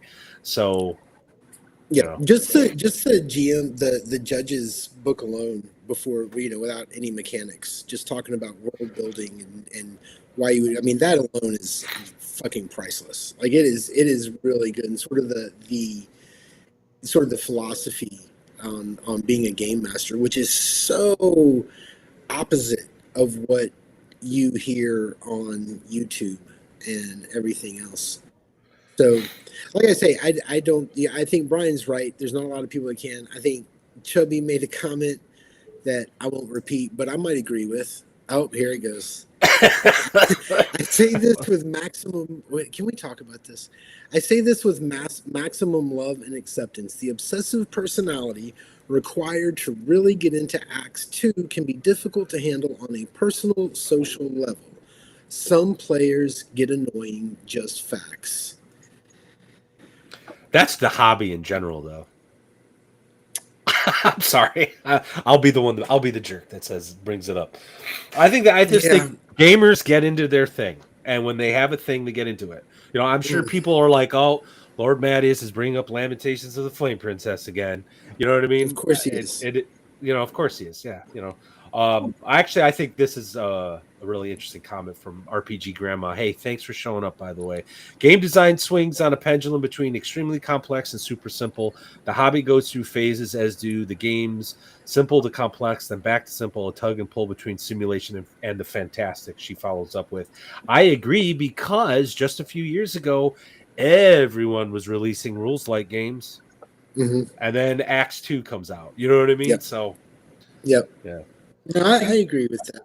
Gary, I think you are correct whenever you mention that there is a player base in a group that wants to get into these sort of games that have been ignored. However, there's also that part of there's a lot of people that have good intent and they have the things that they want, but it's kind of like the OSR. You think you want it until you're into it. And then it's like it could be a spiral. And then also the other part is wanting to do something and having the competency to do something effectively. It's two different things. Yeah. I feel as if every session I run is a competency test. Just so you know. For you, your players, or as a group? For me, every session I run is a competency test. I'm fighting snarky comment. So anyway, Go ahead. No, go for it. Go ahead. No, you have a Ain't great afraid. point. It's No, lost. what do you mean? It's lost. The timing is lost. That Snarky. was the Well, joke. Okay. Yeah, but no, here's the thing. Dude, I want to talk about something, but I'm afraid I don't want to piss it off. You know what I mean? I really don't want to upset anybody.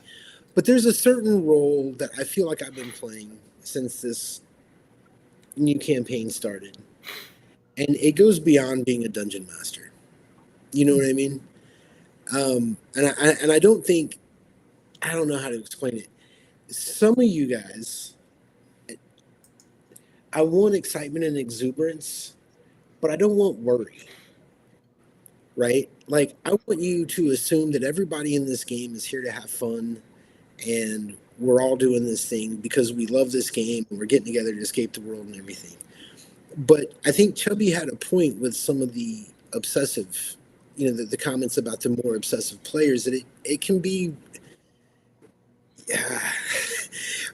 it can be hard to like make people happy sometimes. And I'm not talking about complaints, and I'm not talking about somebody writing like I'm not in the game as much Make as people a happy few or of my that's players. their expectation? Well, how to explain? I'm not. My head is not in my game as much as some of my players' heads are in my game. They're taking it very seriously. They're taking. Well, I mean, man, I got this really horror. I'm trying to think of a way to explain it. So you ever dated a divorced woman before? You know what I mean? And she's always fucking convinced that you're going to do some evil shit to her, right? And at some point, and I do this with my wife, man, at some point you have to say, listen, unless you assume the best about me, this is not going to work. Right. Right? You have to come into this assuming the best. And if you can't do that, then we can't do this. Right. No, I know exactly what you mean. Yep. And so when you come into it, I mean, this is I'm trying to build a thing here. I want like 20 players. You know what I mean? I want people to write articles about this fucking game. I want to do something great. Right. But most of all, that's not going to work if we foster an environment of so-and-so's cheating, this is happening, that's happening. What about this? What about that? I think we need to we need to relax. I think a couple people need to relax. Yeah. I know what you're talking about. I had something somewhat similar with Lamentations of Elemental Evil. There was a guy who was constantly talking to me, not complaining. I mean, a lot of times it was like sharing enthusiasm and stuff, but then he would bring up things, and concerns. But because I was dealing with like a smaller group of players, I took him as more like a mouthpiece. So because I know he was friends with a couple of the other players, and I just assumed that they were talking, commenting about the game, and a way of to sort of like as a window into their minds to figure out, okay, this is what's been working for them. This hasn't been working. But there definitely came a point to where I nicknamed him the complainer, because he did start complaining a little too much. And I don't have a good answer on how to handle that, because my response was, well, this is the game we agreed to play. I've already given a few concessions. Any more, and it's no longer the game we agreed to play. You know what I mean? Yep. But I'm not one to say, hit the road, dude. Get the fuck out of here, because that's just not my personality.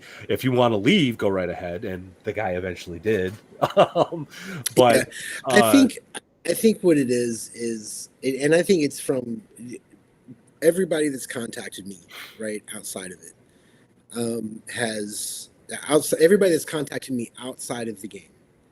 I truly believe that they're really excited about it and they want it to be a great game, and that the majority of their concerns are about fairness, right? But I think that those concerns are rooted in the idea that somebody's trying to get over on them, right? Or somebody's trying to cheat something, or somebody's trying to get away with something. You know what I mean? And I just, it's Grandma. It's not a complainer. I'm not getting complaints. I don't want to say that. It's very enthusiastic concern. I don't know what to say about it. It's funny because whenever I stepped in to play on Monday with the session that you and you'd mentioned to me about my character stats. You're like, oh, yeah. And I'm like, no, I rolled those. Those are. I sent you the screen snip of it. And you mentioned, you had alluded to something along the lines, just that some players might perceive this as not fair. And then after we finished the session, we kind of had a debrief. The three of us were talking a bit, and I was like, yeah, I know it's an older principle, but I thought it still relates, which is the whole GNS theory. And it sounds a little bit like what you're mentioning is within that gamist part of the GNS theory.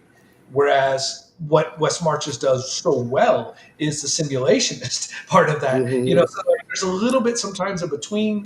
You don't get too much narrative in Wes Marches, but anyway, it might just take time, and it'll shake out once people have that sense of, because you have to. It's a good faith exercise, which these games always are. It is exercises. So I want to jump off of that point too, from what Brian said. And this is something this is a philosophy I've had for social media and the internet, generally speaking. I try to operate with a principle of good faith. I assume that you're not being an asshole to me because I'm reading a text. I'm not hearing the inflection. I'm not seeing your facial feature. I'm assuming you're not being an asshole. You're probably cracking a joke, or maybe I'm misreading, or maybe you're just not a great writer or whatever. I'm assuming until I know for certain that you're a dick, right? And that's, I think, in the online context, I think we as gamers, if we're looking for games, and let's face it, that's why we're here online. sure. We're looking for games. I think it's important that we have a philosophy of good faith and just assume good faith. Trust your game master until you don't, and then just leave. You can leave. Yeah, absolutely. And I know, it's okay. I don't want to. I was going to go further. I'm not going to go further. I think, Matt, you are correct. You're correct in what you say, Grandma. I think that's a good idea. I actually think this guy might be a game master. And I think sometimes when your players are game masters, which happens quite a bit online, it happens more in real life, right? I think it can be real. I would say the higher percentage of players that play online are game masters. Probably, because they're playing games and facilitating games in person. They're always forever GM. But speaking of which, me and Reed, I just kind of threw it out there last night, and he gave me the look. I think we're going to make it happen. That there's going to be an in-person element to this game. So, I think we're going to, because he's here in Austin with me. If anybody's in Austin, get up on the Discord and let me know. But he's here in Austin, and I was like, we could do a session in person and have it integrate into the game just fine. There'd be no problem with that. And we both had a moment of that's cool. That's cool. So we'll see what happens, We'll see. Oh, we should if we can't find games to play at North Texas Con, I'll bring my characters. Yeah, for real. I think we're gonna find games. Oh, I think we will too. I think we're gonna be able to find games. I'm gonna harass James Radji. He's running. He's playtesting something, and I can't. That is the wrong motherfucker to harass. No, I meant that jokingly. Oh, okay. I was gonna say you got a whole ballroom full of. Walk in there with my Grindhouse edition and be like, "I'm your biggest fan." Hey, I'm not a lie. I'm feeling the excitement about headed up. We're 3 weeks away from being up there. But I want to touch base back on something that kind of was back on the good faith piece that you brought up and the importance of that. It's so funny, Matt. You'd be pretty proud of me.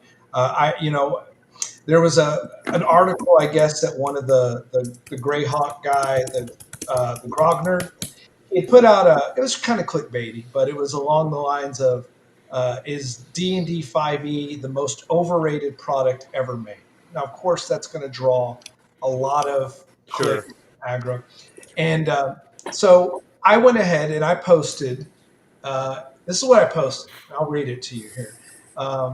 Hey, want to play a game based on the creative works of an awful person with an overly bloated and pigeonholed skill system, where your most optimal character agencies are eventually reduced to the totally immersive options of running, hiding, sacrifice, and insanity, played in a lather, rinse, repeat narrative loop steeped in atmospheric redundancy.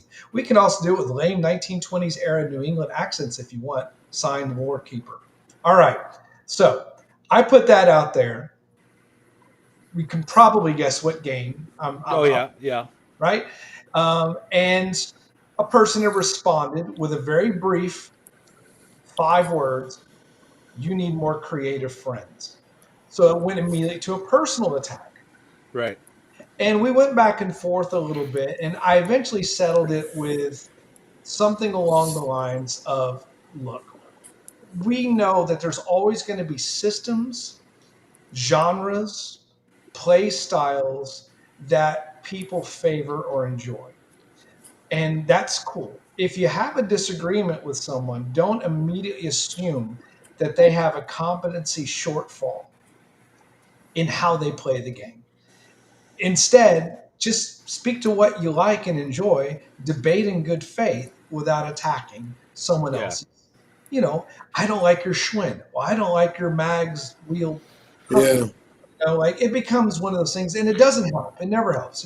And online, that's where that sort of stuff happens so much. Oh, on Twitter, on X, that's all it is, and that's why I've become persona non grata with certain circles, because I won't play the game, and have called people I out. told the guy, I've softened it. I told him, I said, I assume in good faith that you play your game incredibly well with your friends and your people, but I also play with very creative people. My Sunday game is going to have 3 married couples and Danny, who's in here, he's going to be in there. So we're doing our Shadow Dark, Norse campaign, and then tomorrow night I'm running up at the game store another open table game. I have to compete against 5e. It's an open seminar, and the one is going to present 5e.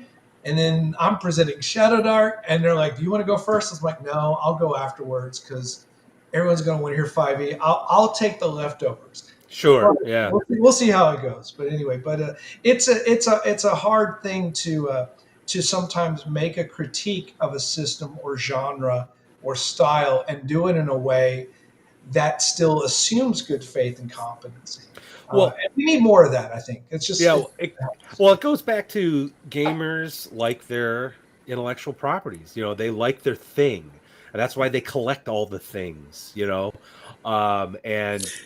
It's kind of, I never realized it as much until I got online and started having what I thought were good faith debates with people. Come to find out, they took it a little too personally.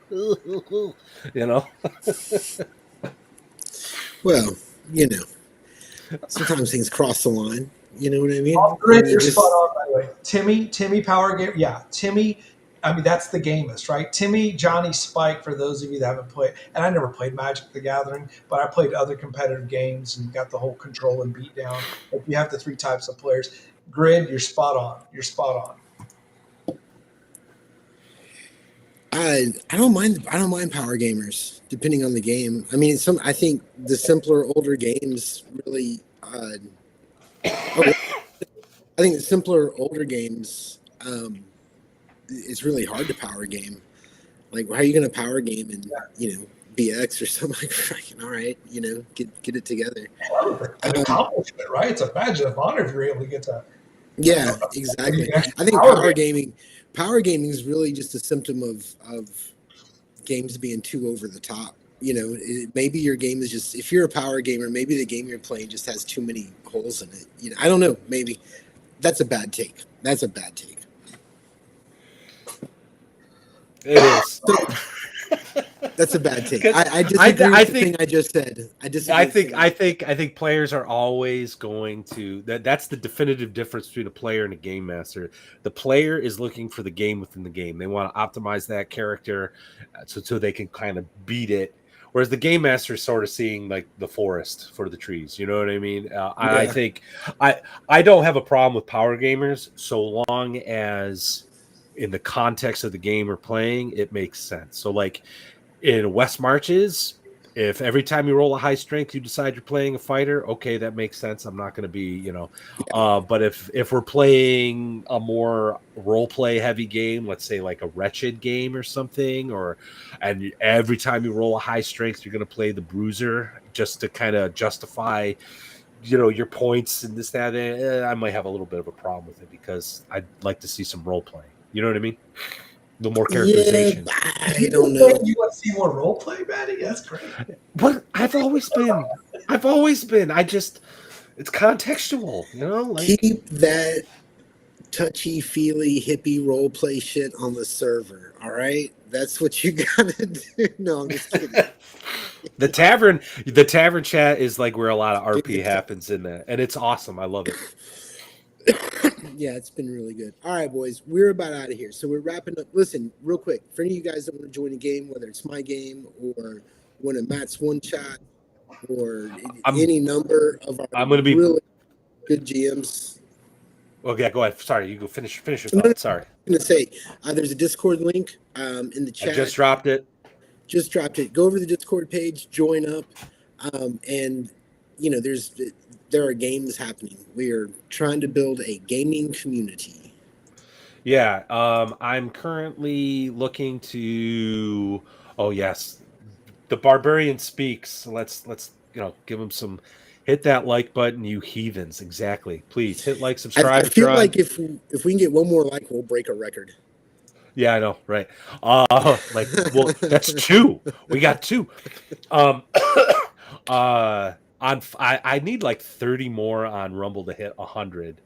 I should pay more attention to Rumble. That's on me. But and then I need like 30 more to hit 1,000 on YouTube. So that'd be great. I'd really appreciate it. Tell your friends.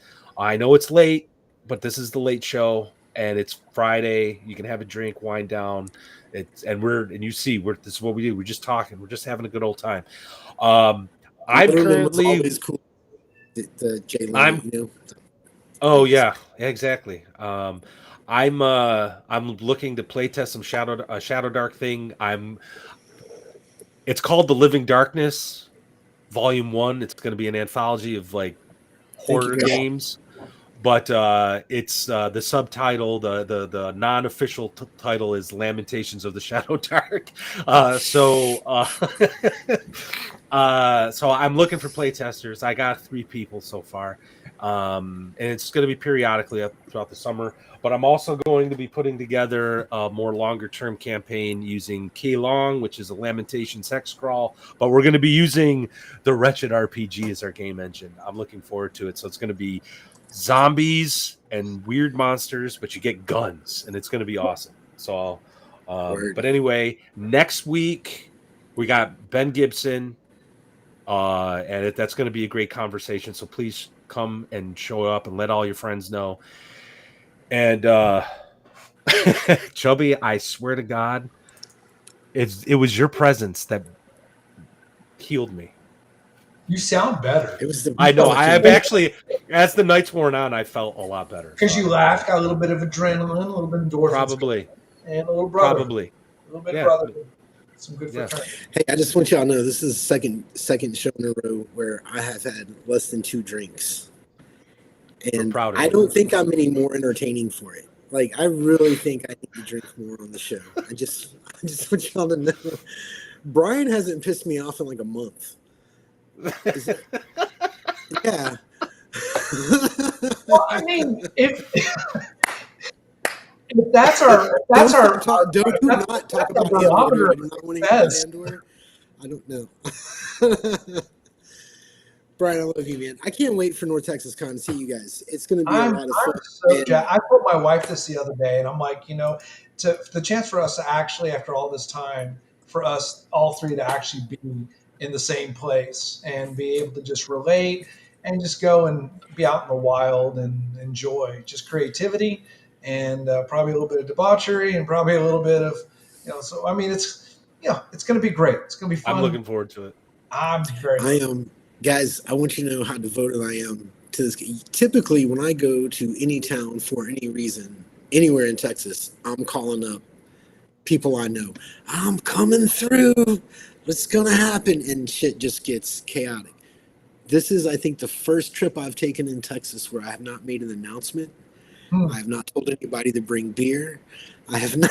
This is like the first time. But you're bringing my beer, right? You're bringing my beer. Right? Yeah, we're gonna. We need. Man, I'm gonna go by there during the week. I gotta tell you, dude, that brewery was fucking intense. Yeah. I had no idea. It's like Jimmy Buffett's Margaritaville. It's just a bunch of douche tooly white people. Is there gonna be a barbecue dinner, Chubby? I think that'd be a great idea, man. Let's do that. Go ahead, Matt. Well, this is our first time going to North Texas Con, and we totally, as many people know, we dropped the ball. We didn't get badges. We're literally showing up blind to seeing what happens. It's going to be fun. However, if this thing we're doing continues, and I'm not saying profitable in the sense that I'm like Scrooge McDuck in it, but if we're making enough money, I would not be opposed to, instead of getting hotel rooms, but like renting like a freaking like Airbnb or something, pulling out the grill and inviting people over to the house to eat, play, drink, whatever. We're just gonna put signs on the doors, Gary's room. No, we totally would. I would walk through North Texas Con day one, right, and just hand out little flyers, be like, Friday night, this address, come on out, and just have a barbecue. And not for nothing, folks. I'm a bit of a grill master. Shit. Hey, this Yankee's gonna bring the smoke. Don't even put meat to fire in this state, bro. Chubby, there's gonna be there's gonna be barbecue, and it will probably be at dinner, and you're more than welcome to be there. And what I was thinking of, any of you guys that are on chat, that are gonna be at North Texas Con, if I can. Hit me up in Discord. Hit us up wherever. And, that sounds great, Chubby. Yeah. That would be awesome. That would please be awesome. Include me in that. Yes, please. But let's definitely, Chubby, I know we got to go, and I should just DM you for this. But I have some questions for you that I want to talk to you about. So North Texas Con, let's definitely sit next to each other over some barbecue and bring 20 of our closest friends. All right? I think anybody that wants to get together with us, hit us up on Discord, and you guys can see me drunk in person. All right? Word. That'll be fun. All right. I used to make my living that way. Well, with a guitar in your hand. Yeah. Striptease. Anyway, those are the very special nightclubs. Okay. And with that, folks, our watch has ended. Thank you so much. We'll see you next week.